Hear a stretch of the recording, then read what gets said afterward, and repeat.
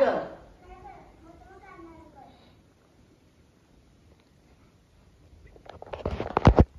ଆମେ ଅଙ୍କୁଙ୍କ ବାପା ମା ଦି ଜଣକୁ ସାଙ୍ଗରେ ନେଇକି ଯିବାକୁ ପ୍ଲାନ୍ କଲୁ। ବାସ୍ ସାଙ୍ଗେ କହିଲା ତାପରେ ଅଂଶୁ ପ୍ୟାର ରିଆକ୍ସନ କଲା ତାପରେ ସାଇଲ ଅଂଶୁର ବାପା କିନ୍ତୁ ଯିବାକୁ ଯଦି ଚାହୁଁନାହାନ୍ତି ଉଠିବୁ ତ କହିବୁ ଆରେ ଅଂଶୁର ବାପା ଯଦି ଯିବାକୁ ଚାହୁଁନାହାନ୍ତି ଚାହୁଁନାହାନ୍ତି ତମେ ମାନେ କେମିତି ତାଙ୍କୁ ନେଇକି ଯିବା?